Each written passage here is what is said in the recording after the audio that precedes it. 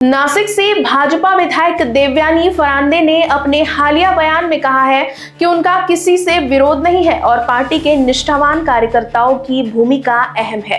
उन्होंने आगे कहा कि चुनावी संकेत थे लेकिन उन्हें प्रवेश की जानकारी नहीं दी गई। साथ ही उन्होंने पुराने नेताओं और कार्यकर्ताओं के बलिदान को लेकर भी चिंता जताई है।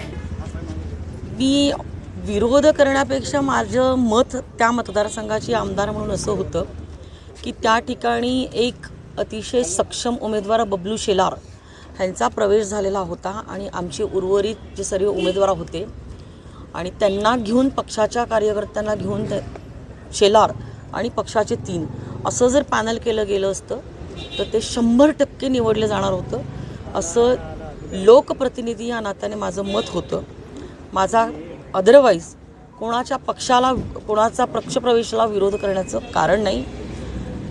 कार्यकर्त्याच्या पाठीशी मला असं वाटतं की जे वर्षानुवर्ष कार्यकर्ते काम करतात आणि जर निवडून येण्याचे संकेत आपल्याला दिसत आहेत तसं लोकप्रतिनिधी म्हणून मला वाटत होतं की ह्या ठिकाणी बाहेरून आलेला 1 आणि त्याच्याबरोबर 3 दिले तर निश्चित स्वरूपामध्ये पक्ष विजयी होईल ह्याच्यासाठी मी आजची भूमिका मांडलेली होती।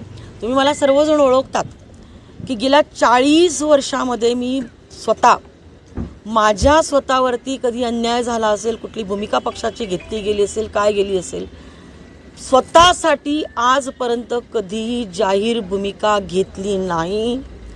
पक्षाची मी निष्ठावान कार्यकर्ती आहे आणि ती भूमिका मी कधीही घेणार नाही। परंतु सर्वांनीच नेते व्हायचं आणि प्रत्येकाने आपलं आपलं बघायचं, मग पक्षाच्या निष्ठावंत पदाधिकारी आणि कार्यकर्त्याला कोणी पाठबळ द्यायचं। त्यामुळे मी फक्त सकाळी पक्षाला पोस्ट टाकली, म्हणजे याच्यावरती सोशल मीडियावरती पोस्ट टाकली होती, एवढाच विषय आहे।